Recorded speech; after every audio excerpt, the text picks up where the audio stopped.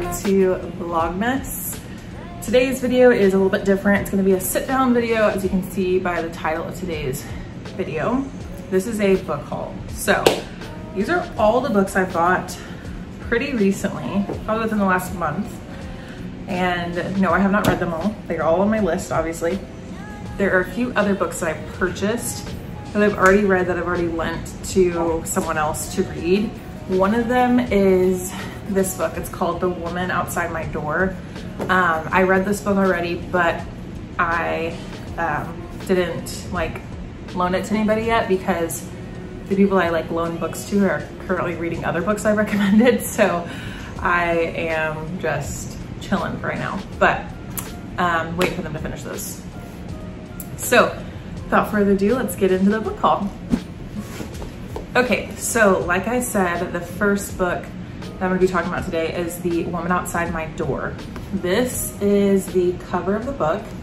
I got it at, let me take this sticker off. Got it at Barnes & Noble. It was buy one, get one half off. And so anyway, this I think was a recommendation. Some of these are recommendations, some of them are not. Some of them I just got because they looked interesting to me. And I can't remember which ones are which, but all the books I'm going to be talking about will be linked down below if you're interested in purchasing them for yourself. I know Barnes & Noble had a Black Friday deal. I know it's not Black Friday anymore, but they had half off a bunch of books. There's also got a bunch of these from half price books, which I recommend purchasing from half price books if you can. It's just we don't have one near us. I got them from half price books when I was in Dallas, so do with that what you will. But secondhand bookstores preferably, but we have Barnes & Noble near us, so that's usually where I go to purchase my books, or I'll purchase them on Amazon. But I love a going in the bookstore type of environment, so it's just speaks to my soul. Love it. I end up getting more books than I need, but that's okay. Anyway, so The Woman Outside My Door. This is a suspense thriller type of book, which is almost majority of these books is majority of them. There are some that aren't, but majority of them are suspense thrillers. That's usually what I like to read, but I read this book pretty quickly within probably 2 days, and I liked it. I thought it was good. It definitely ended differently than I was expecting it to, which is what I prefer when I'm reading a, what's it called? A thriller. But this book says, all children have imaginary friends, Georgina tells herself. It's perfectly normal, and they all grow out of it eventually. But when her 7-year-old son, Cody, tells her about new Granny, the friend he's met in the park, Georgina's instantly suspicious. Something, call it maternal instinct, tells her he isn't making it up. But maybe Georgina's losing her mind. It wouldn't be the first time, after all. And with the recent death of her mother, it's no wonder Georgina is paranoid that Cody has invented a new Granny to replace his beloved grandmother. Her husband, Bren, becomes the voice of reason, assuring Georgina that it's just a game, the product of their son's overactive imagination. But what if Cody's imaginary friend is not so imaginary after all? So that's this book. Very good. I recommend it. It's not my absolute favorite book in the whole entire universe, but it was very good. Definitely a quick read, very entertaining. So that's this book. The next book is Stephen King's Cell. So I have not read this yet, but Jacob recommended it because he said it's the only Stephen King book he's ever read that he was from the beginning, just could not get enough of it. So I got this one from Barnes & Noble. It's now a movie. I have not seen the movie. Just when I read Pet Sematary, I had not watched the movie before I read the book because I wanted the book to be the first experience I had with it. Stephen King's Pet Sematary, absolute garbage. Hated that book. Hated it. The last probably 50 pages were the only part I liked.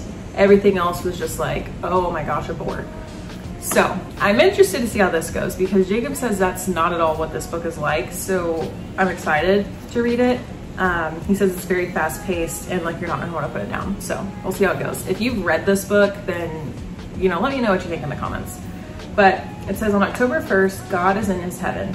The stock market stands at 10,140. Most of the planes are on time, and graphic artist Clayton Riddell is visiting Boston, having just landed a deal that might finally enable him to make art instead of teaching it. But all those good feelings about the future change in a hurry thanks to a devastating phenomenon that will come to be known as the pulse. The delivery method is a cell phone, everyone's cell phone.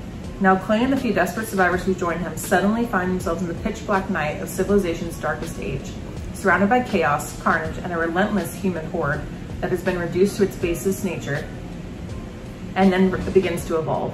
There's really no escaping this nightmare, but for Clay, an arrow points the way home to his family in Maine. And as he and his fellow refugees make their harrowing journey north, they begin to see the crude signs confirming their direction. A promise of a safe haven, perhaps, or quite possibly the deadliest trap of all. So he says it's like amazing, like has you on the edge of your seat the whole time. It's kind of like a, not alternate universe, but like, what are they called? Like, basically it's an end of the world type of book. And so I'm just interested. I'm interested to see if it matches up with what Jacob said. He said it was very fast paced, so we'll see. But that was the second book. The next book I got is a recommendation from someone I watch here on YouTube and follow on Instagram. Her name is Renee Amberg.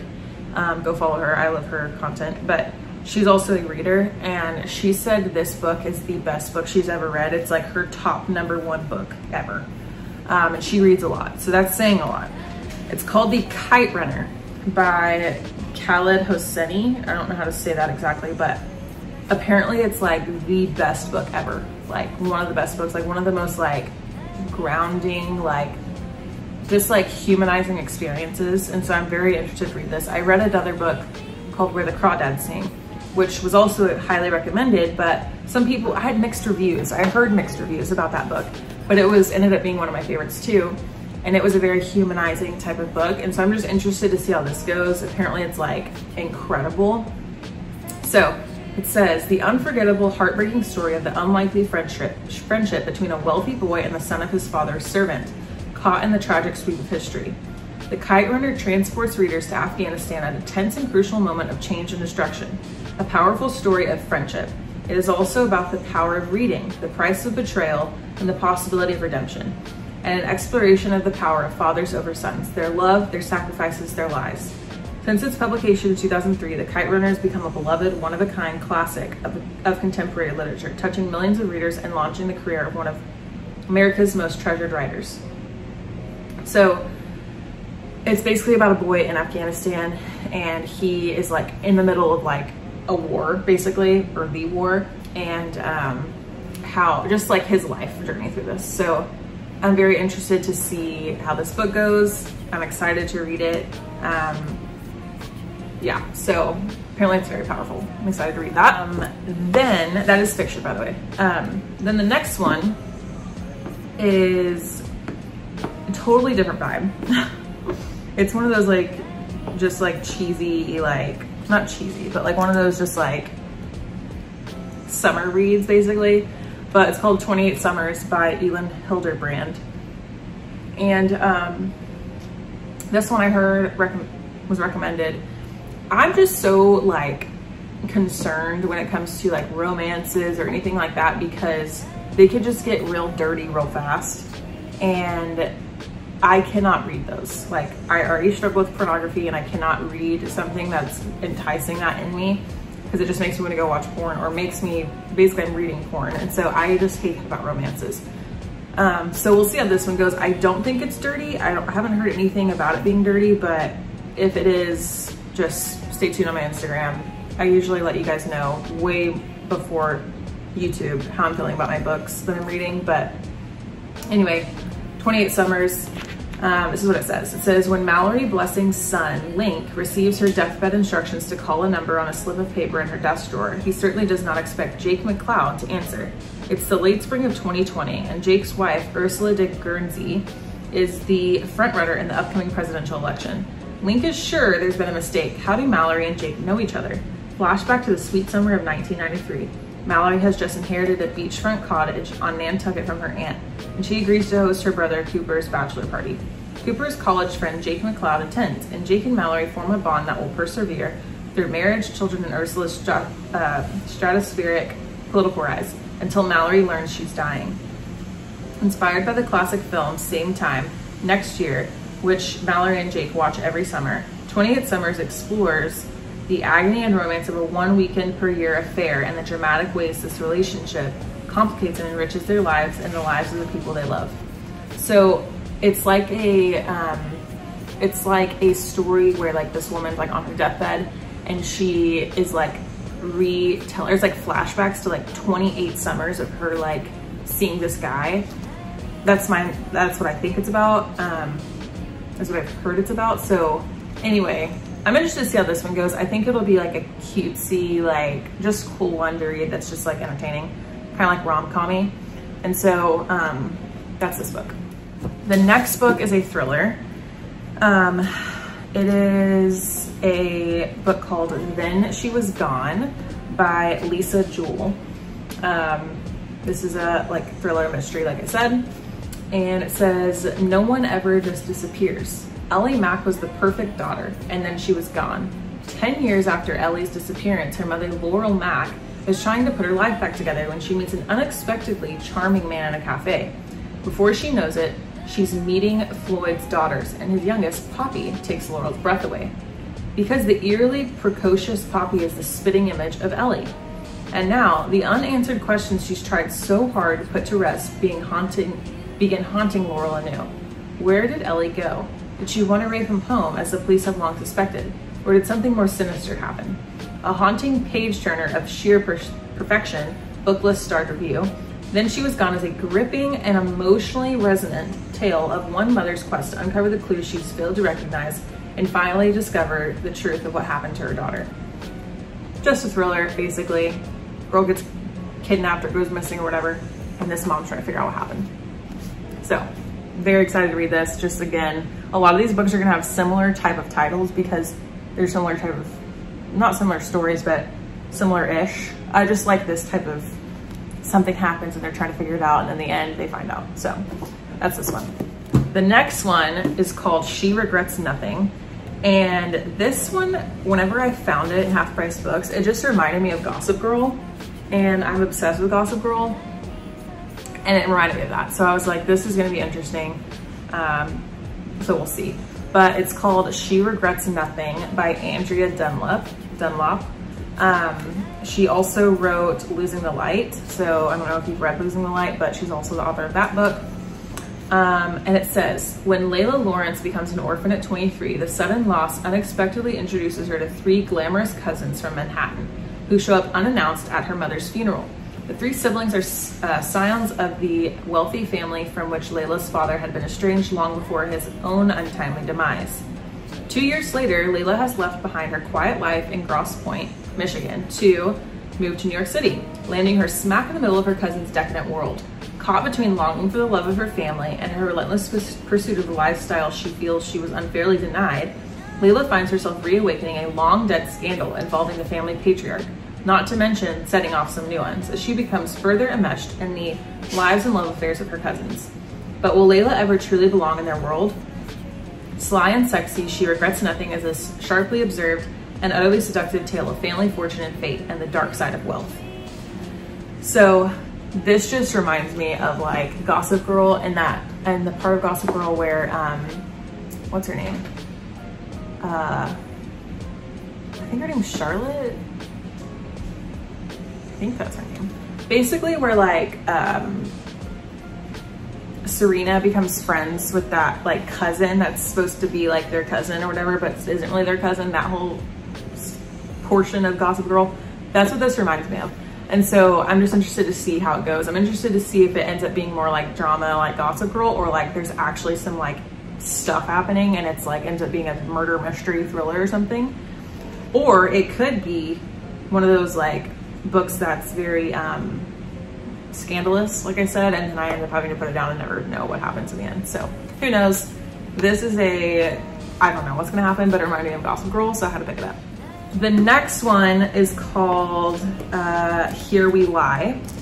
And this one kind of reminded me of, not reminded me of Gossip Girl, but it's kind of like best friends turned frenemies kind of situation. Here We Lie, it's by Paula Trike DeBoard, think that's how you say her name. But it says, Megan Mazzeros and Laura Mabry are complete opposites on paper. Megan is a girl from a modest Midwest background, and Lauren is the daughter of a senator from an esteemed New England family. When they become roommates at a private women's college, they forge a strong, albeit unlikely, friendship, sharing clothes, advice, and their most intimate secrets. The summer before senior year, Megan joins Lauren and her family on their private island off the coast of Maine. It should be a summer of relaxation, a last hurrah before graduation and the pressures of post-college life. Then, late one night, something unspeakable happens, searing through the framework of their friendship and tearing them apart. Many years later, Megan publicly comes forward about what happened that fateful night, revealing a horrible truth and threatening to expose long-buried secrets. In this captivating and moving novel, Paula Trike DeBoard explores the power of friendship and secrets and shows how hiding from the truth can lead to devastating consequences. So, just like friendship turned sour because of something that happened, and just, again, not thriller, but like kind of like a mystery where I bet at the end is when you find out what really happened or whatever. So I'm gonna sure to read that. That's the next book I got. Okay, the next book I got is called A Stranger in the House. This book is also, this author also wrote The Couple Next Door, which I think The Couple Next Door is a movie now, I wanna say. Not exactly sure, but Sherry Lapina is the author. She also wrote An Unwanted Guest. Anyway, she's wrote, wow, that's definitely not a word. She wrote a few books similar to this, but it's called A Stranger in the House. And it says, Karen Krupp was, a present she can't remember, a past that won't let her go. Karen Krupp was home making dinner for her husband. She was expecting him any second. The phone rang. It was the call she hoped she'd never get. She jumped in her car and raced to a neighborhood she thought she'd never visit. She peered into the dark, deserted building and braced herself for the worst. After that, she remembered nothing. They told her husband, Tom, she'd been in an accident. She must have lost control of her car as she sped through the roughest part of town. The police suspect that Karen was up to no good, but her husband refuses to believe it. Her best friend is not so sure. And even Karen herself doesn't know what to believe. Then she realizes something in her house has been moved. Someone's been there. And now everyone is a stranger. Everyone has a secret, one they might even kill for. This just sounds like one of those books that's gonna be like nail biter the whole time. I'm so pumped to read this. Yeah, it's called A Stranger in the House. Okay, this book. This book feels like Pretty Little Liars vibe, and I'm just so pumped to read it. I mean, all these books I'm pumped for, but this one I'm like, this is gonna be like Pretty Little Liars vibes. I mean, even the cover looks like Pretty Little Liars. It's called They Wish They Were Us by Jessica Goodman. And it says, it's a miracle anyone gets out of high school alive. In Gold Coast, Long Island, have you noticed a trend? They're like all like New England books. In Gold Coast, Long Island, everything from the expensive downtown shops to the manicured beaches to the pressed uniforms of Jill Newman and her friends looks perfect. But as Jill found out 3 years ago, nothing is as it seems. Freshman year, Jill's best friend, the brilliant, dazzling Shayla Arnold, was killed by her boyfriend. After that dark night on the beach, Graham confessed, the case was closed, and Jill tried to move on. Now it's Jill's senior year, and she's determined to make it her best. After all, she's a senior and a player, a member of Gold Coast Prep's exclusive not-so-secret society. Senior players have the best parties, the highest grades, and the admiration of the entire school. This is going to be Jill's year, she's sure of it. But when Jill starts getting texts proclaiming Graham's innocence, her dreams of the perfect senior year start to crumble. If Graham didn't kill Shayla, who did? Jill vows to find out, but digging deeper means putting her friendships and her future in jeopardy. This just gives me Pretty Little Liar vibes. And it also kind of reminds me of the movie Jawbreaker. I don't know if you've ever seen that movie, but it's basically a movie about these like friends that are like BFFs, and then one girl dies by eating a jawbreaker, like it's shoved in her mouth or whatever. And then they're trying to figure out like who killed her or whatever. Anyway, that is what this book reminds me of, and I feel like it's gonna be like so like juicy and like, let me just say this. Most of these books are shows I would watch or movies I would watch. Like this storyline is like something I would watch on Netflix. Like if you're one of my close friends, you know I'm for the shows when people are still in high school. I don't know why I am that way, but I am. And so this just is that for me. It's gonna be so good, I'm so pumped. Okay, the next book is called All the Missing Girls. All the Missing Girls. Have you noticed a trend? By Megan Miranda. And so I never got a recommendation for this book. I just saw it and I was like, ooh, that sounds good. An astonishing debut, thriller with a jaw-dropping twist. The story is told backward. That was interesting to me. So I was like, okay, this sounds interesting already. It's got a twist and it's told it backwards. I'm like, beautiful. So it's been 10 years since Nicolette Farrell left Cooley Ridge. 10 years since she broke up with Tyler, the man she thought she'd marry. 10 years since her best friend Corin disappeared, never to be heard from again. When the call comes that her father is ailing, Nick is living in Philadelphia, light years away from her younger self. She drops everything to care for her dad, but within days of her return, another girl goes missing, and Nick experiences a terrifying sense of deja vu. As Nick works to unravel what happened to the missing girl, shocking truths emerge about her neighbors, her family, and what really happened to Corin that night 10 years ago. Pumped for this. I feel like this is gonna be good too. I'm just so excited to read. And again, I don't know if I said this at the beginning of the video, but I will be making another video, most likely during Vlogmas. That's a like book review, not necessarily of all these books, but some of the books I've read recently. I'm sure some of these will be in that. And just what I thought of them, if they were actually good, do I really recommend them, things like that.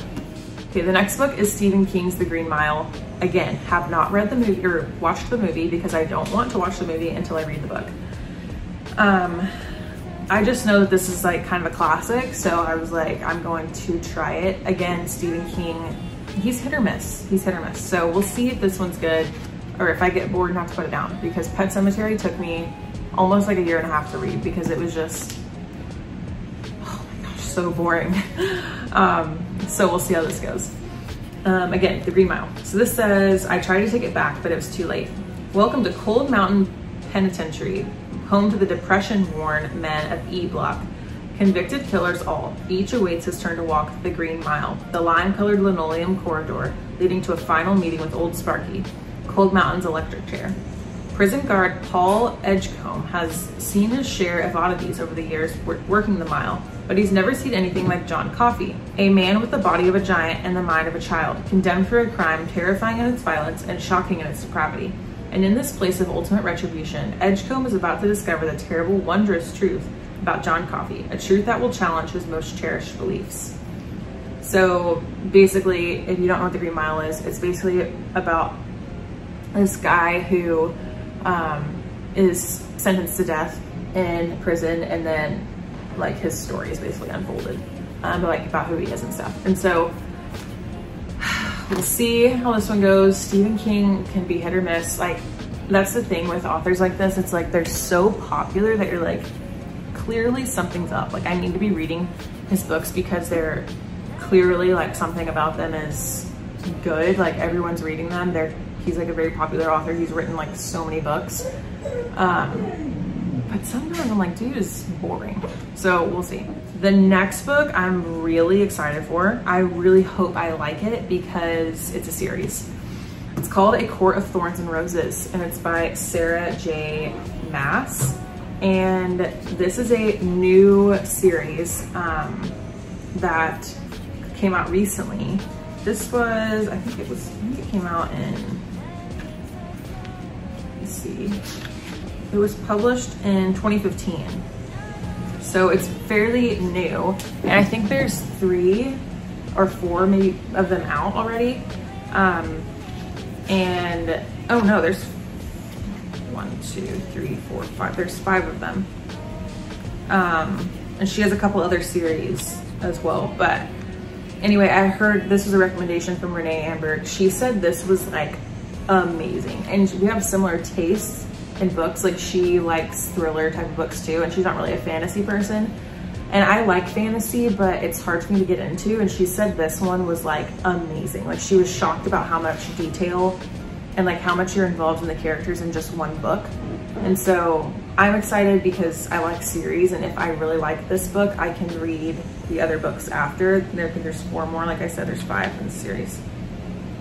So I'm excited about this, and it's new. And so it's like a new series. It's not Harry Potter, which Harry Potter's its own thing, obviously, but new fantasy that is like up and coming. So it says, when 19-year-old Huntress Fair kills a wolf in the woods, a terrifying creature arrives to demand retribution. Dragged to a treacherous magical land she knows about only from legends, Fair discovers that her captor is not truly a beast, but one of the lethal immortal fairies who once ruled her world. At least he's not a beast all the time. As she adapts to her new home, her feelings for the fairy, Tamlin, transform from icy hostility into a fiery passion that burns through every lie she's been told about the beautiful, dangerous world of the Fae. But something is not right in the fairylands. An ancient wicked shadow is growing, and Fair must find a way to stop it or doom Tamlin and his world forever. So we'll see how this goes. I like fantasy, but again, it's hard for me to get into. Like, I love Lord of the Rings, love Harry Potter, love all those types of fantasy type of things. Yes, I'm obsessed with fantasy, but reading it can be a little challenging. So we'll see how this goes. This may be my like intro into the fantasy genre of reading, but we'll see. If I don't like it, Jacob will probably like it because he likes reading fantasy. So Court of Thorns and Roses.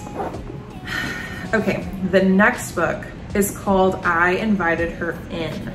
This is another book that was not a recommendation. I just found at Half Price Books, and it just seems like one of those scandalous books that's like the lover or whatever, this woman like tries to steal the husband type of situation. It's kind of like the book I read called Last Mrs. Parrish. That book was so bomb. I read that in like 24 hours. And I feel like this is gonna be a similar vibe. So it's called I Invited Her In and She Took Everything by Adele Parks. It says, imagine the worst thing a friend could ever do. This is worse. When Mel receives an unexpected email from her oldest friend, Abby, it brings back memories she thought she had buried forever. Their friendship belonged in the past, to those carefree days at university. But Abby is in trouble and needs Mel's help. And she wants a place to stay, just for a few days while she sorts things out. It's the least Mel can do. After all, friends look out for one another, don't they? I Invited Her In is a blistering tale of wanting what you can't have, jealousy and revenge from Sunday Times bestseller, Adele Parks. So I just feel like I just like those books that were like envy, like basically like makes them go crazy. Those are like my favorite, which sounds psychotic and probably a little bit sinful and maybe shows my flesh, probably. But this looks interesting to me. I haven't heard anything about it, so who knows. It came out in 2019. Oh, okay, so it's fairly new, but I've never heard of it. So she also has like a bunch of other books, like they're all listed right here. There's like a bunch of them. So if I like her as an author, maybe I can look into the other ones. But anyway, it looks interesting. We'll see how that one goes. Also, sorry if it's getting dark. It's like gonna rain tonight, so it's just the clouds are slowly like getting in the way. Okay, this was the other book by Cherie Lapina that I picked up, called The Couple Next Door. This is the next book I'm gonna be reading. I haven't started it yet, but this is the next book that I'll be reading. And it says, Anne and Marco Conti seem to have it all, a loving relationship, a wonderful home, and their beautiful baby Cora. But one night when they are at a dinner party next door, a terrible crime is committed. Suspicion immediately falls on the parents, but the truth is much more complicated. What follows is the nerve-wracking unraveling of a family. Detective Rasbach knows that the panicked couple is hiding something inside the curtained house. Anne and Marco both soon discover that the other is keeping secrets they've kept for years. The shocking truth will leave you breathless. Another similar type of vibe. Something happened and we're gonna find out at the end the real truth. Love that. Clearly there's a pattern. Okay, and then my one nonfiction book. I just suck at reading nonfiction. Like the self-help type of books, I'm just like not really into. They're just not my vibe. But I started reading this nonfiction called Get Out of Your Head by Jenny Allen. basically it's kind of like about anxiety. Basically it's like about taking your thoughts captive. It goes off the scripture. I forgot where it is, but it's the one that talks about taking every thought captive and making it obedient to Christ. That's the main point of this book. It is a Christian book, so yeah, but I'm on chapter 7 and I really liked it so far. And I feel like it's pretty easy to read, which is saying a lot for nonfiction. But yeah, that's this one. It says, it's all in your head. Are your thoughts holding you captive? I'll never be good enough. Other people have better lives than I do. God couldn't really love me. Jenny Allen knows what it's like to swirl in a spiral of destructive thoughts, but she also knows we don't have to stay stuck in toxic thinking patterns. As she discovered in her own life, God built a way for us to escape that downward spiral. Freedom comes when we refuse to be victims to our thoughts and realize we have already been equipped with power from God to fight and win the war for our minds.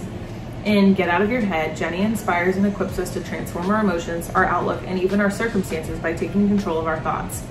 Our enemy is determined to get in our heads to make us feel helpless, overwhelmed, and incapable of making a difference for the kingdom of God.